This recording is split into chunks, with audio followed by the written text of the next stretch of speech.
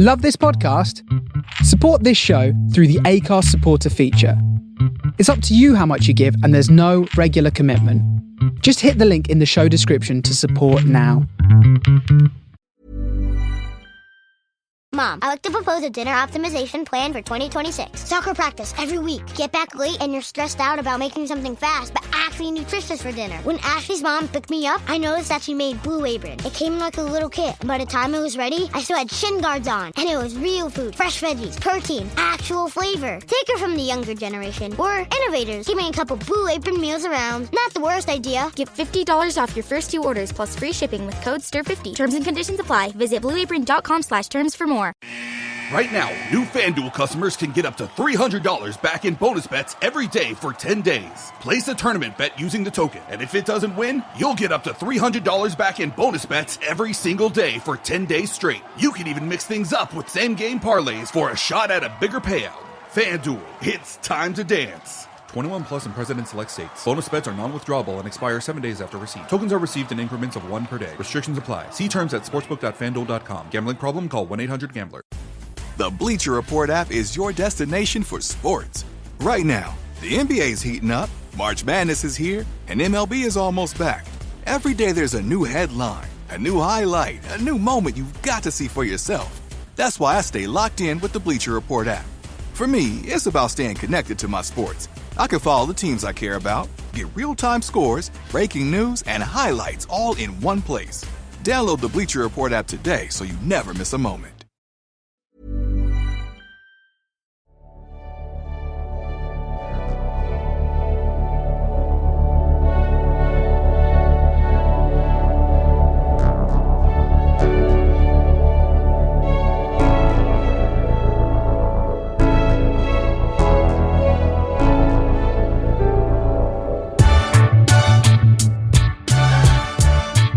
Welcome to Story of the Blues. Over the months, the weeks and years, we'll be linking up with former players, staff and fans alike, all associated with our wonderful football club, and we will be having a look at Kieth Dixon's phenomenal book, 150 years of a remarkable football club. Tonight we have, with Kieth Dixon, the legend, one of the greatest players ever to put on the Birmingham City kit. We've done a decade in blue with Joe. We're doing 2 decades of blue with Malcolm Page. 391 appearances, 9th in the all-time appearance chart for Birmingham, and 10 goals for the Royal Blue, for the red and white, for the not the Belgian kit, but the German kit, and the white kit as well. Malcolm Page, welcome to Stories of the Blues, sir. Thank you very much. And can I just say... It's absolutely fantastic to be here and just present myself in some way for the club. Can I just say from every fan, thank you for your years of service. Oh, thank you. So, Malcolm, you were born in Nuckless, a village in Wales. Talk to me about those early years growing up around and playing football, because you know the land of song is from where you come from, Wales. The king of Nuckless, the Prince of Wales. Well, yes. Well, yes. It's I try and keep it as possible, but yes. The reason I was born in Wales was because my mother travelled. We lived just on the border area of England, Wales, and my mother visited an auntie in the year I was born, and I was born in Wales. Yeah. And you know why? I don't know. The traffic issues and things like that. Maybe she went on a bicycle. The road was closed. But I was born in Wales under a gooseberry bush, apparently, and and so that's where I was born in Wales. And then from then on. Although I went back to Wales, back to England to live. And then at the age of 15, my life changed. Yeah. And a man called Gil Merrick approached my wife, my family and everything. And that's where my life began with the Blues. So it was always football and not rugby? not rugby. Not rugby at all. No football. I used to play for the school team or the county team, my father used to be a referee locally and stuff, and my headmaster said, couldn't he get rather than school teacher doing these matches and things, would your father, a proper referee, not doing? And I said, yes, I'll do it. And then, of course, he did this match that I was playing in, and I got injured, and he come around over to me, he said, are you all right, son? And I said, all right. He said, I don't want you to tell me that I'm your father. And I said, yes, Dad. and the cat was out of the bag, so to speak. You referenced Gil Merrick. Keith, you've written the book on the great man. When you're looking at the all-time Birmingham City appearance makers, Gil is top on 551. Frank Womack, 515. What a goalkeeper, what a man, what a legend. You wrote the book. Malcolm wrote the foreword. And talk briefly about the foreword, because there's a lovely line that I've just said Malcolm should quote that, and Malcolm Page's name should be under that. So take the floor, Keith, for a bit. Okay. There you go. Yeah, well, it was Gil's request. Malcolm, we had a long discussion in Bill's Lane in Shirley. I mean, it was such a privilege going into Gil's home. And in some ways, Gil's personality was personified by his house. I've been to other people like, and this is no disrespect, people like Paul Robbins. Yeah. They've actually got a museum in their house. Gil had just got one photograph of him, which was the cover off of Charles Buchan's Football Monthly, if you remember that magazine. Bit before my time, but I do remember it. Well, it wasn't before my time anyway. But Gil was such a wonderful bloke, and he sort of requested in doing the book that it was done in a certain way, which I was more than happy to do. And he asked whether we'd get Malcolm to look at the foreword, which I spoke to him. And Malcolm did his first draft, which was about a half a page of A4. To which I said, that's great, Mal, but you're not actually talking about yourself, which is typical of the man. Yeah, absolutely. Very modest. So anyway, I sent him a draft, which he embellished to the fact that it was about 5 or 6 pages in the book. Biography. But it is a great foreword for a great book. And there's one thing that Malcolm, for me, as a blues fan, personifies what the blues want. Yeah. 100% effort, great skills, a total commitment, enthusiasm, and, scores crackers. Goal. Yeah. But one of the things about Malcolm is loyalty to them. And the opening sentence in the foreword, and I'll read it because I can't remember all the words, it starts off, a man without loyalty does not exist. Fabulous line. Says Quote. it all. Yeah. And I think that's the way Malcolm's led his life. But that's for him to say, not for me. But it was a great experience, Gil Merrick. Gil Merrick was a real fast seller, went to softback very quickly, which pleased the publishers.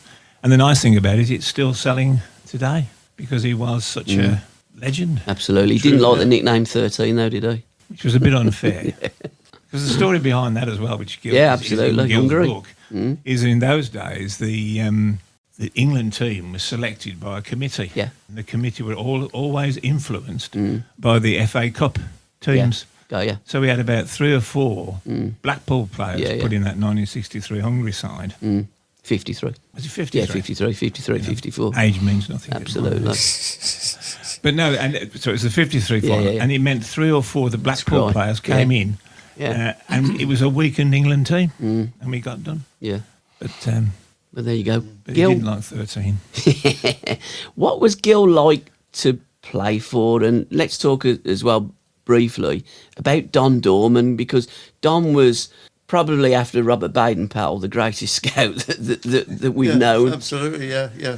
Well, those people that were the first 2 peoples in my life in coming to Birmingham City Football Club. Yeah. I mean, they were, and just think to yourselves now, and I'm thinking, if I this story now to somebody else, they wouldn't believe it. But I went to school one day, and I'd gone through the morning and stuff like that, and then I went into the cafe where we used to have our lunch for the schools and thing.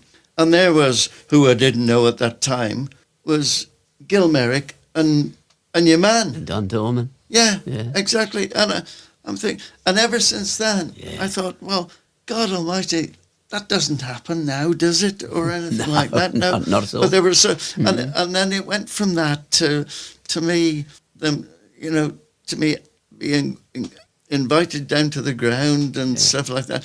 And Gilmerick had a big Ford Zephyr, didn't he? And he was slapping him, and Don Dunn was sliding across backwards and forwards. He was changing me to the training ground and the ground and all that sort of thing. And I thought, what a wonderful sort of, and I don't know whether I could have ever accepted it or wanted anything else than that. The St Andrews invited to me, and it sold me to them, and ever since then, and to the days today, I am totally influenced with died in the wall blue everything. Change your life, didn't they, them boys? Yeah, I'm a big fan, and we all are big fans of the different, but I couldn't say I just love the club so much, and. Just going on from there a little bit, but I was never somebody with a great deal of confidence and things like that, and playing at home and things like that. I'm under so much pressure. I want the crowds to do us well, and and it was just a bit of a stressful time. Well, you masked it very well, Malcolm, in 391 games. I know. Confidence that you lacked, certainly. I know that. The endeavour that come out. Well, I did what I best, and it was something that was acceptable. But I just I wanted to always do better for our home fans, especially, and that's where I'm a Blues fan. Yeah, I'm a Blues fan. Yeah. That's it. Fantastic. What was it like arriving in a big city like Birmingham as a 15-year-old kid? I mean, to come from a place like Knuckles to Birmingham, almost quantum leap, isn't it? Yeah. Oh, well, it was big stuff. Yeah, absolutely, yeah. And I came to the club, and Don Gorman and Gil, again, presented me to my... people that were going to be taking me on in the house, and where my lodgings were going to be, everything. And they said, this is Mr. and Mrs. Herbert, and this is a dog. What's his name, and stuff like that. And they presented me to the, that £3, £15 a week. Yeah, that was my lodgings for then my ongoing situation, and in Sheldon. Yeah, and.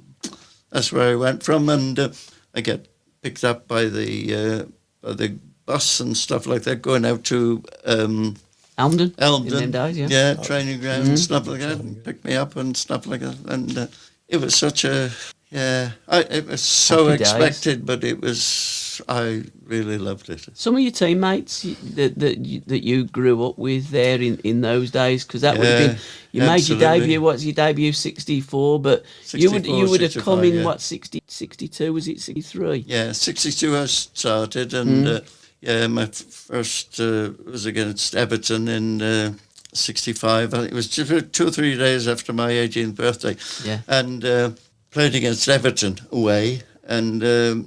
There was a guy called somebody, and he was Alex Young. Yeah. He was half decent. He was, wasn't he? And I was supposed to be going, keep him out of the game and all that sort of thing. But it was so fantastic, and and I thought, oh, I made it now. And then we came into the dressing room afterwards and stuff like that. And we used to have the larger swim pools sort of things. In the big bath. Thing. And and Stan Lynn played in the same team as me that night, that day. Yeah. And he said, and I said, because the Sunday People, I think, it just started this marks out of 10 for things. Yeah. I said, I'll have to wait till I get it. And Stan Lynn said, he put me in the place straight away. He said, no, you just got to make sure you would do what your manager wants and all that sort of thing. What was Stan Lynn like? I mean, he was a great penalty taker, wasn't he? Oh, he was, yeah. Well, he was fantastic. Great player. He would have been really. one of the senior pros around in them days, wouldn't he, Stan? Yeah, well, he was. Yeah, Yeah. he came to Birmingham, and well, he was just one of those players that sure. were getting passed across to. And I think was the manager at that time. It was was it Joe Mallet? I think at that time. Yeah, he was probably it? would have. Whether he passed him on or not, or it was before Joe, I don't know. But I know that Joe was the first manager that it gave me the opportunity. Yeah, because you served under Gill, then Joe Mallet. Unfortunately, took us down. Gil might have been on the edge of That's right, possibly signing. Stan Lane, possibly. I don't know. I can't remember. And then Stan Collis, Don Dorman, and Bill Shorthouse for a while. Bill Shorthouse, yeah. God, Stan Collis, yeah, I remember Stan. What was Stan like? He was a bit of a character. He come out of retirement, didn't he, to manage Birmingham? Yeah. Well, I've got a little story about Stan. I mean, he forgive me for laughing at that. But we had a bit of a spasm when he was with us, and Fred Pickering was up front. And stuff like that. And then we went through a bit of a bad spell, really, and Fred, I think he got injured and he came out of the team, and I came into the team. Got ya. Yeah. And then when Fred got picked again, Stan put him back in the team, and replaced me with Stan. But I was different position, and I think it was Fred. Joe Mallet said to me, he said, "You need to go and have a chat with the manager and stuff, and see why you've been left out." And Fred's been coming back in, and so I went to see Stan, and I said to him about this and stuff like that, and he said, there is a reason, he said, but I can't tell you what it is. Stan Collins. This is Stan Collins, yeah. The fact that he was a former England international centre forward. Yeah. Keith, what was those days like? Because you was a fan in them days, like late 60s. We had some great players in it. It must have been a joy to watch Malcolm and the boys ply the trade. And to get Fred Pickering from Everton, massive coup, wasn't it? And we had Barry Bridges, Jeff Bowden, Johnny Vincent. We scored in that 67-68 season. We scored 83 goals. If the Watney Cup was about in the late 60s, we'd have been in the Watney Cup. We could have even won the Watney Cup. Now, Fred was a great player. Yeah. And I had the privilege of meeting him in his home in Blackburn. Because there is a piece, isn't there, in one of your books? Well, it's an article I did for the Blues. Have had two magazines in the past. They've both gone into deceasement, if that's the right word, or death is probably the word. But yeah, this was, and I was doing my time at the Blues. I went to see Fred, and Fred was still living in the same house that he grew up in Blackburn. Blimey. Within the view of Ewood Park. Wow. And he told this story that there was a hospitality area for players. Ronnie Clayton, Brian Douglas, and Fred Pickering were walking into this lounge. Yeah. And the security stopped them, and they said, "What are you doing here?" And they explained. I said, "Okay, you can come in, Mr. Douglas, Mr. Clayton, but Mr. Pickering, you can't come in because you weren't playing for Blackburn Rovers when you got capped for England." So you know what happened? Brian Douglas, Clayton turned around and walked out. Fred. Loyalty again. Yeah, absolutely. Amazing. But he was a great player, Fred. Sorry, but you crack on now. Fred was living in the house before my wife and I got married and stuff, and he was in this what used to have houses, rental houses that the club owned them, club houses and stuff. And we went into it, and I don't know where he moved on or something like that, but Mary and I moved into it, and there was a shed down the bottom, and it was full of bottles. Bit like today, isn't it? No recycling. He liked to top, did he, Fred Pickering? Well, he liked to must top. have done it. Yeah. Yeah. I think he did. Well, he was Heavy drinking friends. Yeah, exactly. Yeah. Was there much of a drinking culture back in them days, Mark? Well, I think playing cards, drinking, bookies. Yeah, Kenny Burns was one of our bookies, wasn't he? Later on, but there was against, and like for instance, you weren't allowed to go onto licensed premises after a Wednesday if you were playing on a Saturday and things like that. And a group of mine like Alan Campbell, and Alan Campbell is the most fantastic player for me that I played with him, and he was terrific, I thought. And we used to go to on a Friday, on a Wednesday, to a club or whatever and stuff like that. And but we always used to be back, and not go out after that and things. We had a black man that came across from Nigeria to join the club, and they were given the opportunity to learn coaching and things like that. Yeah. And so Alan and I encouraged him to come out with us with this pub the one night, and then we went to another place and they wouldn't let us in because he was black. Really? Blimey. Incredible, yeah. Oh. But again, Alan Campbell, what a top player he was, wasn't he? Alan Campbell, to me, skillful player, wasn't he? I keep looking back at my career with him, and I thought he was the most fantastic player that, and I really still think that Trevor, I owed a lot to him in terms of what he managed to do and things like that. And I think Alan has probably not been given as much thing as he could have done. But, again, I think there's some players, fantastic. Yeah, within clubs get the adulation and all the star quality. But when you're looking at the 70s, we had the Trinity, didn't we, of Latchford, Francis and Hatton. But I mean, Campbell, Page and Pendry for me, were just as and Gordon Taylor on the wing. Ray Martin, how many games did Ray play for the Blues as well? Yeah. Big Joe, Stan Arland, Stan come from Swindon after. We're all be together still. We all remain friends still, and we still think we feel a bit amazing what we did really in many ways. And you lived the dream, didn't you?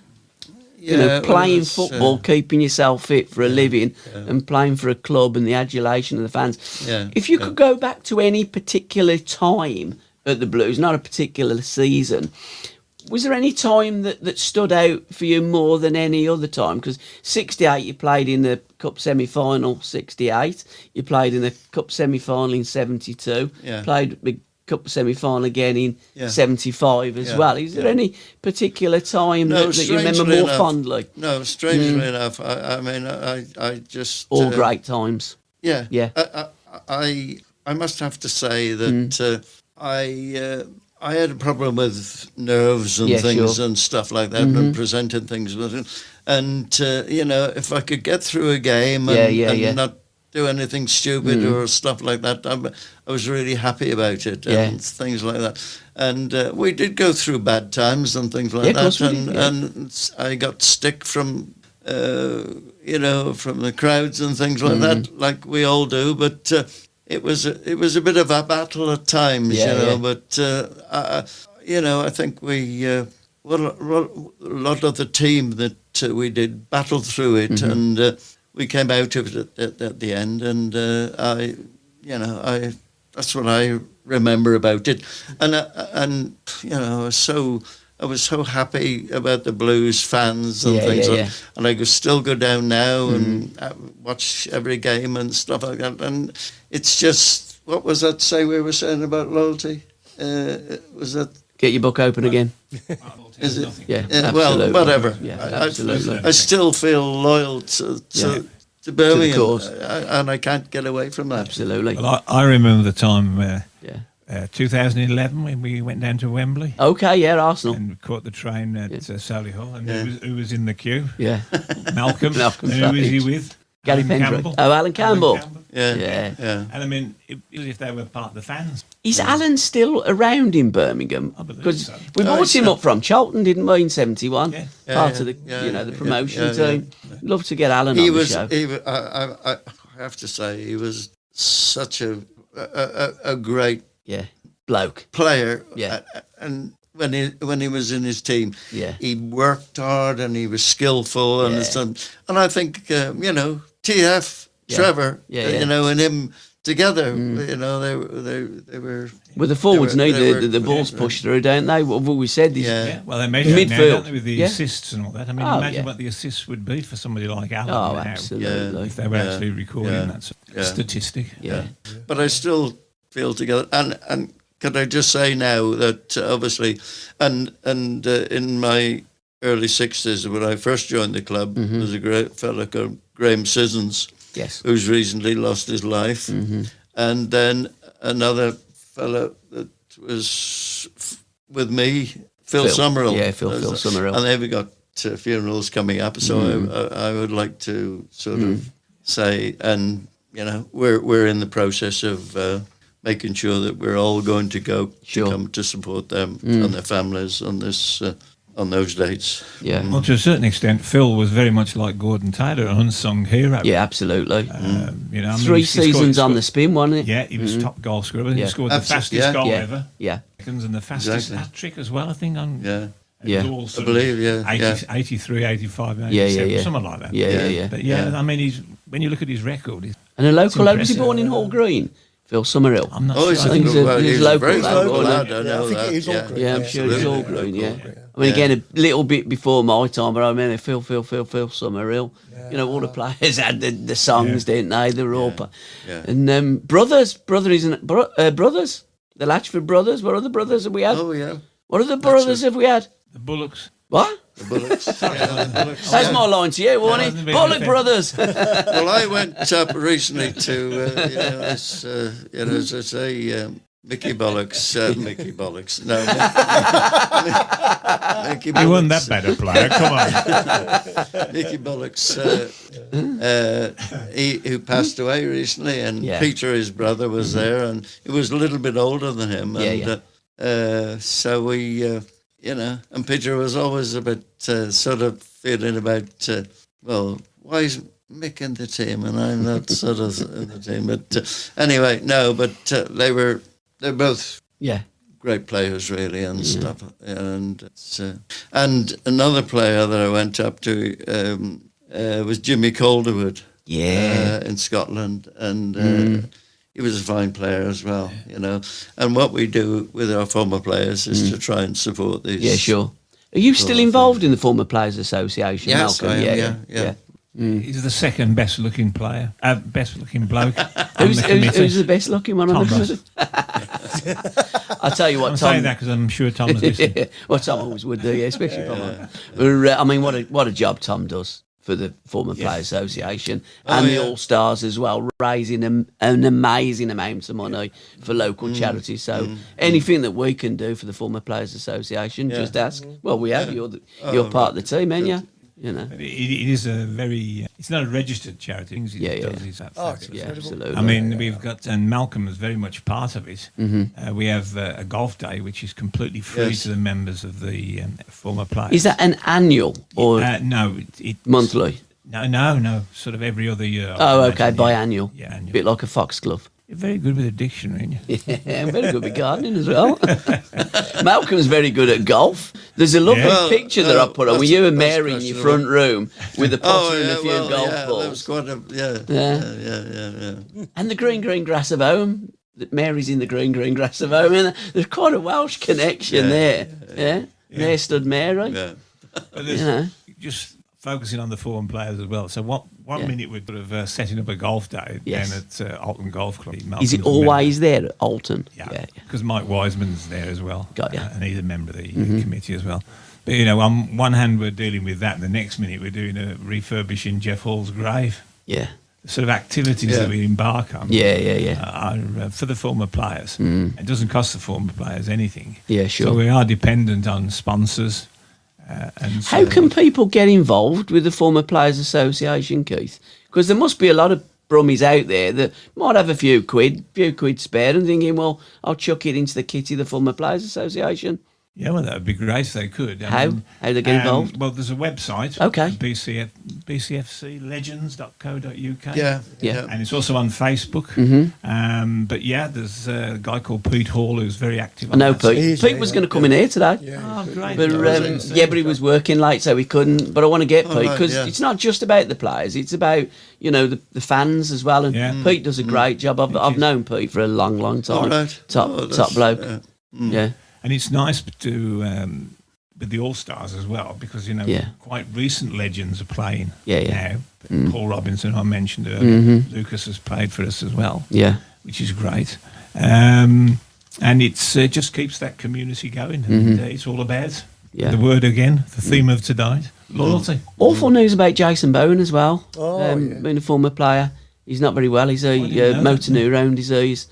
Apparently he's losing the use of his legs, and that's a horrible disease. So our love and sympathies go out to Jason and his family. Yeah. So maybe worth a phone call to Jason and just, Jace, how are you? Because we're all part of a family, and of course, and that's what it's all about. I'd be surprised if Tom wasn't aware of it. Yeah, I'm sure Tom will be doing that. Mind you, he's got another Malcolm. He's going up to have a chat with Malcolm as well. Because Malcolm Beard will be the longest, the player, the oldest former player, isn't he, now with Graham passing away. And 5 victorious games against the Villa, Malcolm, well done. You've 5 victorious. It's in Keith's book, hold on. Let me just... God, where do you find all these strange bloody issues? Bad blood. Bad blood. A really biased look on the Blues and the Villa. By Dicko. I don't want to sort of just take time away from Malcolm, but there's a great story with bad blood.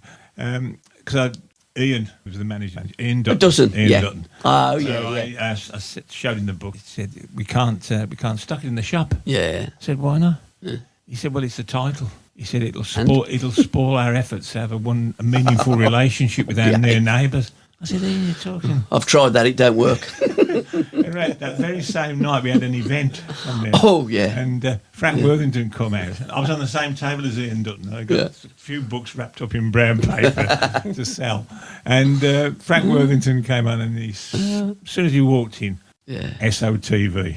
Okay, louder, and all the crowd. Yeah. I just looked over to Ian and said, "That's what you call special relationship with our near neighbours." Frank always had a way with words. Oh, God. And the book became the 13th bestseller in Villa on Amazon. Blimey. So the Villa fans must have been buying it as well, presumably to put beyond. I was going to say probably as a doorstop. Or it's a burning.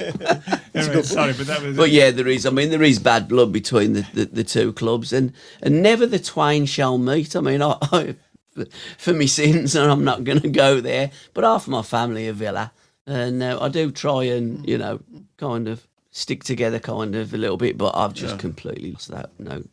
It's all gone. But what was it like playing in those games? I remember Birch telling me in '77, he said he went on the pitch just to test the pitch and see what it's like. His first time at Villa Park for the Blues. And he's gone out, he's come back in rather sheepishly, and he says, blimey, they're taking it a bit serious here, don't they? They're all fighting on the pitch.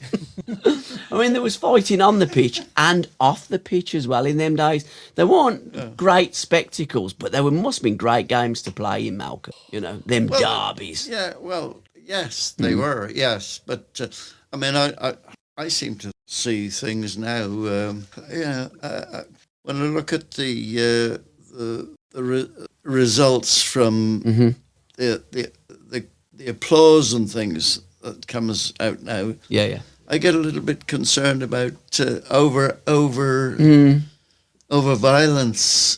Issues. That are shown with them. I don't know. That might be wrong with me, but I mean, I've been so much involved with just supporting the club that I belong to and things like that. But I wouldn't. Sometimes I think I could never get to the situation where it is now, and even within the game now, with the rolling over and assessing stuff like that Wouldn't have happened in your day. and stuff. I just have to. Well, it's a different game for you, isn't it? it, when you watch? I remember Johnny Joel saying to me, he says, Paul, in the 70s, you had to commit GBH to get a booking. I mean, now you've only got to look at someone and you're in the book, ain't you? Yeah. It's quite ridiculous. I don't know. Talking about being in the book, in the programme there, the magnificent, the last one against Sheffield United, Christophe Dugarry. Oh, by the way, happy birthday, Dugar. A couple of days ago, wasn't he? Malcolm Page is in this book. There are three people in here. I noticed, on my colour. You were the first player to score a goal for Blues in colour television. QPR away in the red kit. In the red kit, wasn't it? Your red kit. I don't think in them days there was any markings on that red kit. It was just a red kit, wasn't it? Sure. And it was also, because it was on the 27th of December 1969, so it was the last goal of the 60s that you scored. So it's the first game in first goal in colour, last goal of the It's the 60s. nice to have something like that. It Yeah. feels me a bit, Exactly, I still following the Blues up, and every match I'm at, and it means a lot to me that they progress and get some wins, Silverware as well. Silverware on there. 15 it's different so kits much we had in so. the 70s, in terms of like blue and white. The double penguin kit that's in the club shop. I think it was 32 quid that I bought it in the... This kit, the double penguin kit, was worn. This is Chris Dunn's words, not me. I'm not that clever. I look at things and I'm a little bit like a bit of a parrot and then a little bit of a kind of jackdaw or a magpie, just nick things, you know what I mean? But I always give them. So Chris Dunn, who writes a brilliant piece about the shirts, we're going to talk about the programme because I think the programme is fantastic. But it was worn 21 times across 2 seasons, 74-75, 75-76. In 74-75, we wore it 13 times, 2 wins, 6 losses and 5 draws. And for 75-76, it was worn 8 times, 1 win, 5 losses and 2 draws. Curiously, this gets me, the short-sleeved version had no Blues badge on it, but the long-sleeve version did. It is quite bizarre. And also in the FA Cup, we wore the white kit a lot. That's the kit that you scored the wonderful goal from 35 yards against Huddersfield in 1972, Malcolm. It was more like about 50. 10 yards. I think. But there used to be, if the colours clashed, like with Huddersfield in that game, blue and white, both teams had to change their strips. That's why we both played Leeds United in Birmingham in the away kits in 1972 Cup semi-final. It used to be a mad, quirky, like FA ruling, so the white kit was... Well, I find it difficult to ascertain the reason we do well is because of the shirt that we wore. I am afraid it's going to be more about the team. Yeah, absolutely. And the manager and the coaches and they're doing. Freddie Goodwin. I can't believe there's no book biography about Freddie. I mean, what a legend of a manager. A Busby Bay, played for Leeds. Legend Freddie. Yeah. Well, that's what I wrote down a bit ago. Freddie was the first manager that changed from the original manager issues that were there at times. Yeah. And he brought more modernisation of functioning of players and and stuff like that. And he was a big change to me as far as I'm concerned. Freddie, What was he like as a man and a manager? Was Freddie astute tactically, of course? Yeah. But was he a man manager as well? Yes, he was. Yeah. Yes. And I think all round he was a manager that for the old-fashioned ways into the new function. That was. So in many ways, he was the ideal manager to take us really into the 70s, into a new decade of football. And I mean, we played some football in the 70s. And that Penguin kit, Yeah. You know what I mean? It was a fantastic kit. But you looked at the Penguin kit, you knew it was the Blues then, that Penguin kit. It's like, you know. Yeah, but he was absolutely fantastic. But I remember him when I broke my leg against, against Chelsea, I think, at Blues, at home. I broke my leg and I had to go to the hospital, and the following day I had to go to get strapped up, and Freddie came and picked me up. I mean, you know what they do now? He came and picked me up and all that sort of thing, and got me into the hospital and things like that. But you wouldn't get. No, you wouldn't. Wouldn't happen. No. I remember Oppie telling us, God rest his soul, when he broke his leg, his mate had to take him up to the accident hospital. He'd still got the Blues kit on. Yeah. You know, it's like how things change. Yeah. But I think that could be your next. How many books have you written about the Blues? Because you done one, Jackie Sewell, didn't you? Yeah, Jackie Sewell. That was an interesting one because it obviously has no connection with the Blues. No, absolutely. But, Sheffield Wednesday, wasn't he? Jackie Sewell. Sheffield Wednesday, yeah. I mean, at one stage he was the top transfer, £35,000, I think. But Jackie was an incredible opportunity. Yeah. Because I rang him, and in a way, this has got something to do with why there's not a book on Freddie Goodwin. Okay. Because I rang him to get a quote for Gill, and Jackie Sewell's reaction was, "Oh, bloody typical Merrick. Oh, he gets everything." He said, "Well, nobody's written a book on me." He said, "I was this and that, you know, the top transfer." Yeah. So I said, "Well, I'll talk to my publishers and see what they think." So I spoke to Derby Books, and they said, we can sell a few of these because he's got such a wide range. He spent a lot of he took football to Africa as well, Jackie Sewell. Right, okay. So don't talk too much about a Villa man. Yeah. But that's the reason that there aren't books about like Jim Smith, Freddie Goodwin, because to get them published, there's got to be a market for it. Yeah. With all due respect, the market for Freddie Goodwin would be intense. Yeah. In small leaves, it would be, Garrett's Greed, etc. But for a publisher to make the commitment, which isn't that sad though? It is, but that's the reason. I mean, you look as a writer, all I do, that's in inverted commas, of course, is send the required number of words in a Word document. Yeah. And some ideas about images. And the structure's mine. But then they have to go through legal, they have to go through design, they have to print it, they have to... It's immense expense to the publisher that they risk. That's not in any way down to me. So it's a big thing. And that's why there aren't the books like this. The Blues book, I mean, they approached me, the 150 That was years. Pitch, wasn't it, that published Pitch. that? But you look at the number of books they do, it's a major investment. Phenomenal. So they have to have a return on investment, and somebody like Freddie, which would be a great read, probably only sell, I don't know, 200 books. Yeah, not many. As I say, it is sad because, I mean, he was an absolute legend. Oh, absolutely. But he's in there. There's a couple of pages in there. Freddie. And there's a page on Jim Smith as well. Because they were great characters. Yeah. Now, Jim Smith liked to drink. Oh, yeah, absolutely. I don't know whether you knew that. Oh, no, I mean, I think when he signed Frank, I think his quote was, "I've just signed a player that drinks more whiskey than me." Yeah, but they go back to the old days of Halifax with because Jim played with Frank's brother, older brother, didn't he, at Halifax? So, and Frank used to, just as a kid, go down there and have a kickabout.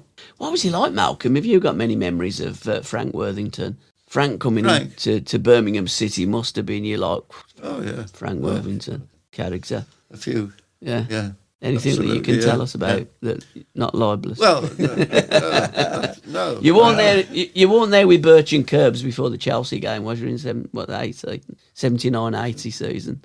They went out to one of the restaurants, didn't they? And had not many beers, but I think it was.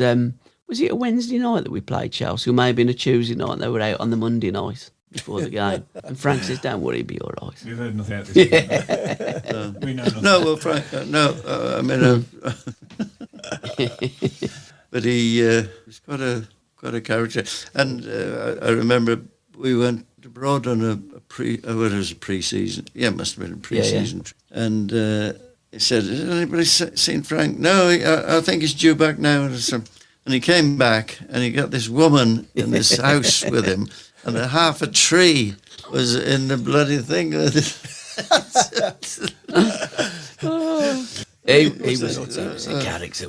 We did have some characters. Incredible. Yeah, and whenever he turned up at a function, blues or whatever function, his wife used to come with him, and she used to have this. Yeah, it's his manager, wasn't she? Yeah, that's right. She had the table and everything. Put the table out and selling all this stuff and like that. It was because the connection there is the rum runner, isn't it? She was at the rum runner, wasn't she? What's his wife's name? Was his? I think she was a model as well, wasn't she? Ended up marrying her. Yeah. I met her a few times. Yeah. Another story as well. Which, when I eventually left blues and went to Oxford United. There was a guy, the manager there, I think his name now, but he used to manage Huddersfield previously to that, and Frank used to play for Huddersfield as well. They lived there. He did. Yeah, and I can't remember the manager. He was telling me this story, and he said, Frank was just starting to stop losing and stuff, and he said. We were going for promotion and everything, and then he sort of stopped playing a little bit, and he said, I decided I was going to come into the training ground on a Monday morning and have a go at him and tell him I'm going to fucking drop him on all this sort of. And so he came, and as usual, Frank was there about half an hour before everybody else, flinging up balls on his legs and all that sort of thing. And so he went over to him and he said, yeah, boss, what do you want? Sort of thing. And he said, look, Frank, he said, we're not going to get promotion the way we're playing. He says, and I'm thinking about, putting you. And Frank was going, yeah, boss, yeah, okay, yeah, well, blah, blah, blah. And he said, look, Frank, he said, I'm serious about this sort of thing. And Frank said to him, he said, well, boss, yeah. He said, you know what your problem is, don't you? The Maps app that came with your phone?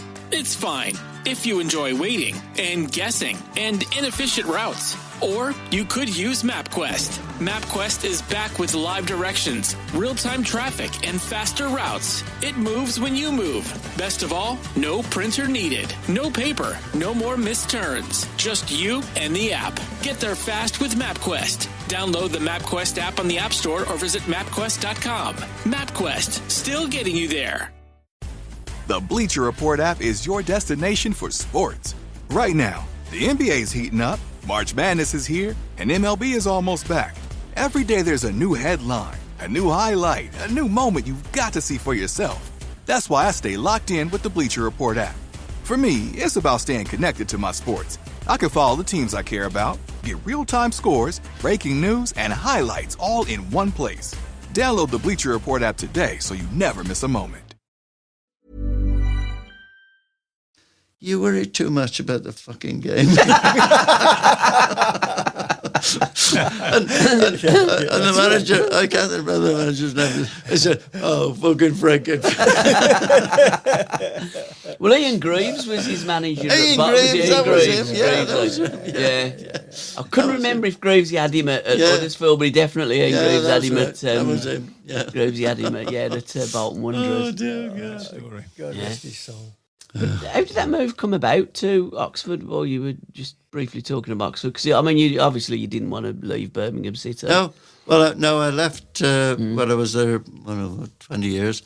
Yeah, and they let me go in a free transfer and give me a few bob as well. And Ian Greaves was the manager then, and he wanted me there, and so I was there a little while. And that was when.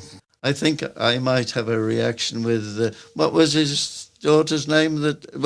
He owned the club at the Maxwell. Maxwell. Yeah. Oh yeah. Hey, don't get there. Don't get there with the old Epstein files. You think of the island, did you, Malcolm? We'll be implicated. I don't know.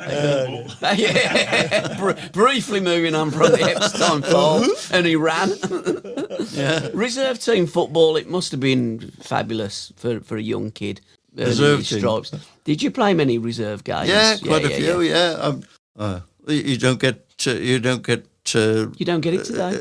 Details about how many you played, do you? No, But no. yeah, I must have played quite a few plays for Blues, and we used to play in before you went into the reserve team. They used to go into an A team, I think it was. Yeah, it was many years ago. Combination, didn't we?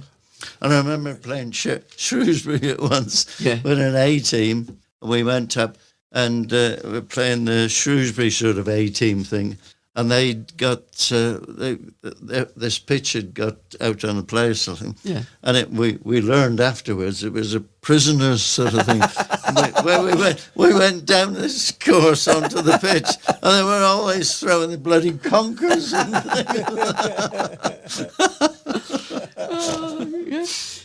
Certainly living the dream there. Were you on that tour of, it was either Holland or Belgium, when Kenny Burns and Gary Jones got involved in a game of pool with some locals? Proper kicked off, didn't it? I don't want to know it. You were there. Yes, I was there, yeah. Yeah. He's a big fucker, wasn't he? How the hell do you know that? Joe told me. Who? Joe Gallagher. Oh, did he? Joe told me, yeah. Well, I think it was, I don't know, Joe, I think, and myself and Trevor Francis ended up sitting at the bar. Yeah. Because we saw these people playing snooker and all that sort of thing. And the next thing God almighty, everything went flying. It did, didn't it? Oh, God, yes. That was Gary Jones. I think he felt the bird's arse, didn't he? I think it was more like Kenny Burns, probably, but yeah. They were quite... Joe said, any normal person would have just said, can you excuse me, love, can you move? But I think Gary was again another character, wasn't he, Gary Jones? And we were lucky to get away with that because there was some other... Oh, he was, didn't he? Yeah. People in the club and stuff like that I can't remember what the end product was, but I'm still alive to report. And Kenny, talking about Kenny. Kenny was the bookie, wasn't he? The one that never used to pay out. Yeah. Malcolm, it's been a scream. But the changing face of football, we spoke about that before we started. You know, the academy in those days, you'd have Welsh, Irish. I mean, I remember Paul Fletcher telling me every dressing room was the same. You had the comedian, you had the dresser, you had the womaniser. There was an Englishman, an Irishman, a Scotsman, and a Welshman, and everything was the same. It's completely different now, isn't it? You know, what's your thoughts on that, Malcolm? You know, the British game it's been eroded a little bit, hasn't it? The only, I mean, what if sort of things me most is really when I look at matches now and the players' reactions to issues and things like that, and I'm thinking, well, we weren't told to fall over and try and get a free kick and stuff like that necessarily, and stuff like that. And it's to me just a little bit of an issue with foul, and illegal. To be honest with you, I don't like that. To be honest with you, Dico, I think English football as a spectacle has changed significantly. Yeah. But the elements that excite the crowd are exactly the same. Yeah. You know, Scoring goals, crosses into the box, tackles, dribbles. They're rarities now. Yeah. There used to be 90 minutes of that full enjoyment. Now we get sort of about 30 minutes just passing around our 6-yard box. Yeah. And some of our goalkeepers aren't that competent. No.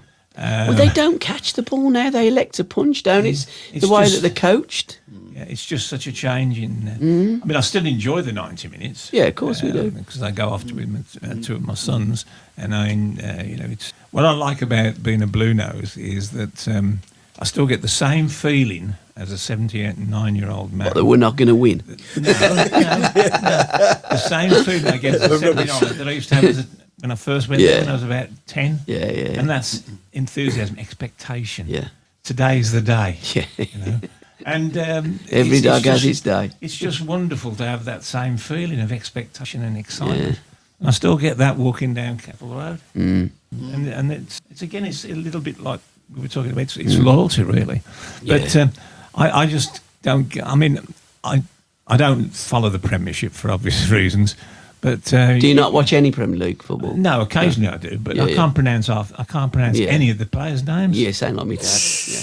My dad hates the flag that comes up. He ain't bloody English. He ain't bloody English. It's crazy. Yeah, it is. Yeah. It is. And I mean, the two guys that cocked up the and gave us the winner in the Arsenal side in 2011. Koscielny and... Yeah, I can pronounce them. Yeah. So it's been 15 years of non-pronounceable Was it players. Chesney, the goalkeeper, and Koscielny? Yeah. They were the two, then Obafemi just But smashed it's it. just changed. And the foreign mentality. Yeah. At one time, I mean, I never played at any sort of works. But we were told if you got hurt, the last thing you did was Show it, show absolutely. it to the opponent. Yeah. Now, And stay on your feet it's and try and crazy, score. Exactly, and it's just psychologically it's changed as well in my mind. But I still enjoy it. So, but I think eventually English football will become European football. Well, I think English football has become European football. It's become a But I think league of the world.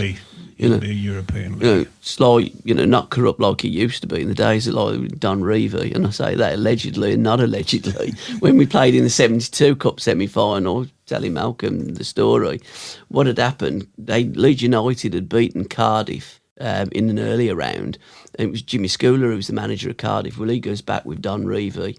Well, him and Jack Charlton, Revie and Charlton, had concocted a plan because Schooler had said to Revie, if we'd have stopped Johnny Giles, we'd have probably took you to a replay. So what they'd done, they got the Beaver, Paul Trevelyan, and he was working for the Sunday People at the time. So he wrote an article. Now, whether Freddie Goodwin read the article and decided to do what was in this plan, but the Revie plan, not the one in 56, the one in 72, was to stop Gordon Taylor, going back to the ammunition. I've heard of this. The player he feared was Taylor, like you were saying with Alan Campbell, with Trevor Francis. It's not just the forwards, it's the supply line. So he said to the Beaver, do that. So what Freddie had done, he played George Smith instead of Gordon Taylor, packed the midfield, tried to stop Johnny Giles, and Leeds absolutely smashed us. But whether Freddie fell for it, I don't know. Yeah. But that was a cunning plan. And I mean, it wouldn't happen. It couldn't happen today. It was very different in them days. Imagine that now, Pep Guardiola doing that through a national newspaper. What a master plan. They are. I have to say, I don't like the way that the players themselves aggregate and to win fouls and things like that. That I don't feel is right. But maybe that's just something that the change in face. The change in pace. Yeah. Malcolm, is there any songs that evoke memories of your time in the blues, the 60s? Was you into your music, you and Mary? What would you put on the jukebox at home? Well, the only I suppose I would say that when I first had my international cap to stand out on a pitch with a Welsh national anthem, I think I couldn't really see anything more or better than that. To be honest with you, that was my first sort of thing. To be fair, and 28 games caps that you achieved or you won for your country. The most cap player that we had at the time, Skippy took over, didn't he? Stan Lazaridis for Australia. But you're still the most British outfield cap player that we've had. Well, I'm not sure. But you are. You are. Yeah, 100% you are. But I mean that's it's part me standing there and being proud to accept that. But it was always it was because of the club that I played with. Absolutely, and so that's what's meant so much to me, quite honestly with you. You played with some great players at Wales as well, didn't you? Gary Emanuel being a Welsh boy as well, played Birmingham City. Yeah. What a goal that was, wasn't it? Leicester City away on the ice. Exactly. Yes. I mean, your eyes light on that. I mean, what a shot by Gary Emanuel, though, wasn't it? Yeah. And Frank, again, going back to Frank played in that game, didn't he? Did he say much to you? Frank Worthington played up front select. He was moaning and groaning all the way up the top of it. Like, fucking eyes. Effing and blinding he was. We're footballers, not Eskimos. Nothing to do with him, he was and stuff. But that was he was an incredible lad, wasn't it? Frank. Wasn't it? Yeah. Boys, I think we're are we done? Yep. Are we up for time? We've gone over a minute. So over a minute, extra time and penalties. Yeah, we're in Fergie time. Fergie time, yeah. It did make me laugh. Man United were moaning about Fergie time the other week, weren't they? How times change in football and how attitudes change as well. But and other cups that we played, Texaco Cup. Them games that we played against Newcastle. Tony White getting a leg break with Jimmy Smith as well, wasn't it? Yeah. Oh, God. That was a bad moment, that wasn't it? God, I can see that still now. That was away at St James's Park, wasn't it? That was a game we got beat 3-0. Yeah. I'll have to remind Tony when I go to see him tomorrow night. I bet he was well chuffed. See if you still talk about our leg breaks. Guys, it's been an absolute pleasure. Keith, any final word from you, sir? No, thank you. It's been very enjoyable, and sitting alongside somebody I call a friend has been a privilege, and it's all about loyalty. Absolutely. It's all about the Blues, isn't it? Once again, Malcolm, thank you for your time, sir, tonight, and thank you for your years of service and loyalty for Birmingham City. It's been a real pleasure. Thank you. It's been a real pleasure. Thank you. Cheers. And thanks for listening and watching, guys. Cheers. Up the Blues. Keep right on.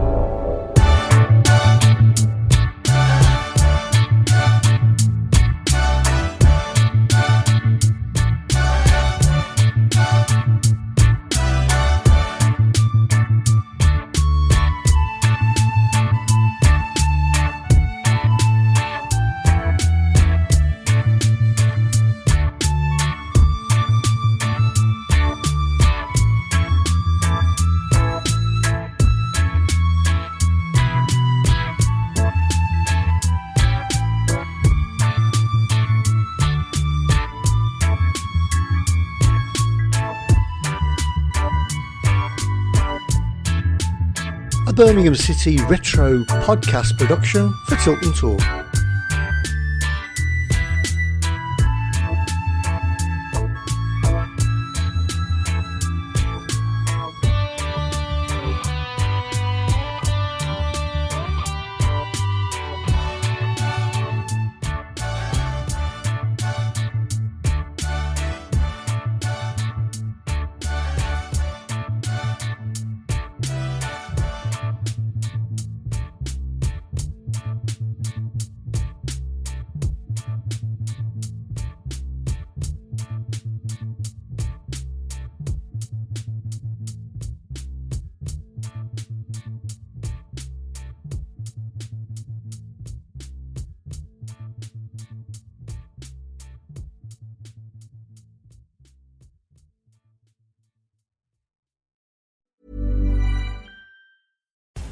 The Bleacher Report app is your destination for sports.